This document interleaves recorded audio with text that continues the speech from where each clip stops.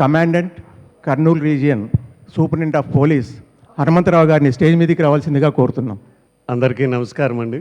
ధ్యాన బంధువులకి, ఆత్మ బంధువులకి అందరికీ నమస్కారం. నా పేరు హనుమంతు, ఎస్పీగా పనిచేస్తున్నాను. Superintendent of police, home guards department, Kurnool region. అంటే కర్నూలు రీజియన్ అంటే 8 జిల్లాలకు ఇన్ఛార్జిగా హోంగార్డ్ డిపార్ట్మెంట్కి సూపరింటెండెంట్ ఆఫ్ పోలీస్గా పనిచేస్తున్నాను. నేను 2014 నుంచి పత్రిజీ గారిని ఫాలో అవుతున్నాను, ధ్యానం చేస్తున్నాను.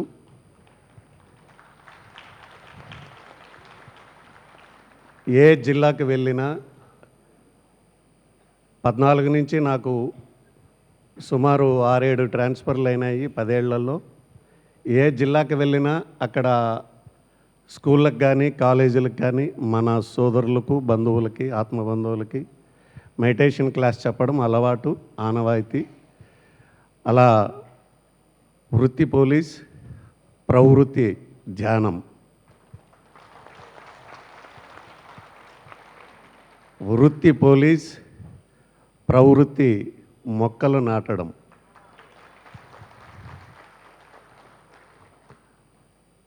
మొక్కల గురించి నేను ఎక్కడికి వెళ్ళినా అదే పని చేస్తూ ఉంటాను. దాని గురించి ప్రచారం చేస్తూ ఉంటాను, మొక్క గురించి. నేను ఈ మధ్య గుంటూరులో నాకు ఇష్టం లేదు కానీ నేను అది చేశాను, ఇది చేశానని చెప్పడం, నేను అనే పదాన్ని వాడడం అంత ఇష్టం లేదు.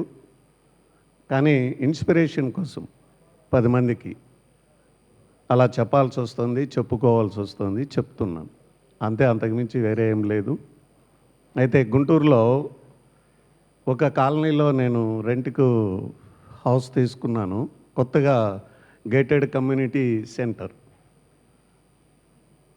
వాళ్ళ ఇండ్ల ముందర నేను చెట్లు నాటి పోషించాను 2 ఇయర్స్. వాళ్ళు నాటుకోకపోతే నేనే చెట్టు నాటుతానండి, నేనే పోస్తానండి.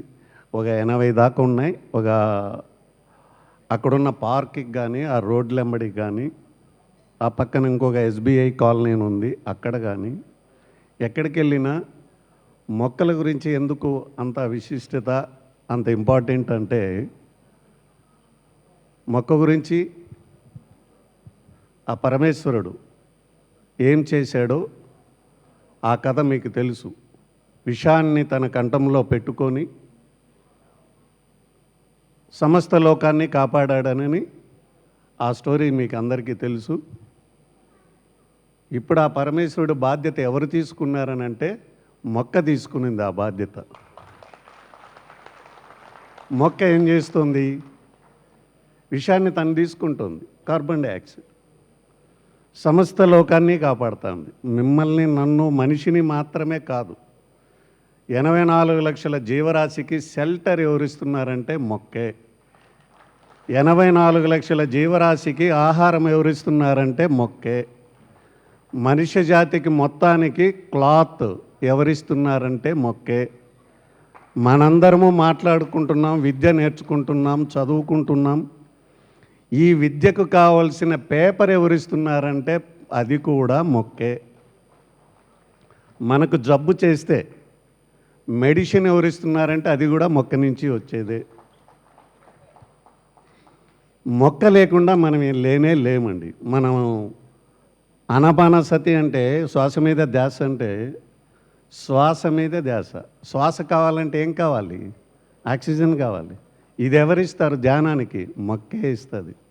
అంటే మొక్కే మన ధ్యానానికి ఆధారం అనేది ఇక్కడ చాలా ఇంపార్టెంట్. ఇంత చేసిన మొక్క తను ఏం తీసుకుంటుందంటే విషాన్ని తను తీసుకొని సమస్త లోకాన్ని కాపాడుతూ ఉంది. మనమేం చేస్తున్నామంటే ఆ చెట్లను కొట్టేసి, ఒక చెట్టును కనుక నరికితే ఏం జరుగుతుందంటే 2 లక్షల జీవరాశికి ఆహారం లేకుండా అయిపోతుందంట. 2 లక్షలు మినిమం. తన లైఫ్లో ఎంతమందిని కాపాడుతుంది ఒక చెట్టు అంటే 2 లక్షల మందిని కాపాడుతూ ఉంటుంది. ఒక చెట్టు కొట్టేస్తే 2 లక్షల మందికి మనము ఆహారం లేకుండా ఆశ్రయం లేకుండా వాటి జీవితాన్ని సర్వనాశనం చేసినట్లు అవుతుందంట ఒక మొక్కకని. కొడితే అది జరుగుతుంది, పెడితే ఏం జరుగుతుంది? పెడితే 2 లక్షల మందికి ఆహారం ఇచ్చినట్లు అవుతుంది మొక్క పెడితే. ధ్యానం చేసే వాళ్ళందరూ, శ్వాస మీద ధ్యాస చేసే వాళ్ళందరూ మొక్కను కాపాడుతూ మొక్క మీద పని చేయాల్సిన అవసరం ఉంది. ఈ యొక్క మహతి ఆడిటోరియంలో నాకు శాంతబాబు ఇన్విటేషన్ కార్డు పెట్టాడు, సంగీత బాబు. చూస్తే ప్రపంచ శాంతి మహాయజ్ఞం, అబ్బా చాలా గొప్పగా ఉంది, చాలా అద్భుతంగా జరుగుతూ ఉంటుంది అని అనిపించి నేను నిన్ననే ఫోన్ చేశాను. నిన్న రావాలనుకొని ట్రై చేశాను, రాలేకపోయాను, బాధపడ్డాను. అయితే ప్రపంచ శాంతి కోసం మనం చేస్తున్నాం కదా, ఈ శాంతి ఎక్కడ లభిస్తుందంటే మొక్క నుంచి లభిస్తుందండి. చెట్టు కింద కూర్చోండి, ఎంత హాయిగా ఉంటుందో, ఎంత ఆనందంగా ఉంటుందో.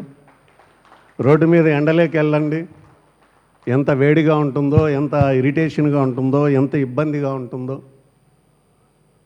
ఎక్కడ శాంతి లభిస్తుందంటే మొక్క నుంచినే అన్ని సర్వస్వము లభించేది మొక్కే. మొక్కే పరమేశ్వరుడు, పరమేశ్వరుడే మొక్క. Wonderful sir, thank you so much sir. అయితే మనము ఇప్పటి వరకు నేను ఎన్ని మొక్కలు నాటానంటే నా సర్వీస్లో సుమారు 1,00,000-1,50,000 మొక్కల దాకా నాటిచ్చాను. కొంత పర్సంటేజ్ చనిపోగా మిగిలిన మొక్కలు సుమారు ఒక 75,000 దాకా ఉండొచ్చు. నా యొక్క ప్రసంగాన్ని విని కొంతమంది మొక్కలే జీవితంగా బ్రతికే వాళ్ళు కొంతమంది మారిపోయారు. నా పేరుతోనే హనుమంతునే ఒక అతను ఉన్నాడు అనంతపూర్లో. ఇక్కడ వాటర్ గురించి ఒక ఆయన శ్రీనివాస్, రుద్రంపేట శ్రీనివాస్, అతను కూడా నాకు బాగా సుపరిచయం.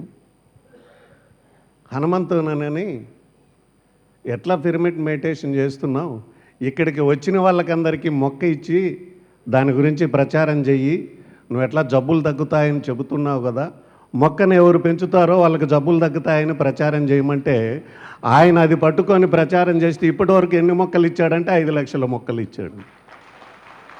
మళ్ళీ ఆయన దగ్గర డబ్బులు ఏముండదు, వాళ్ళని వీళ్ళని అడుగుతాడు.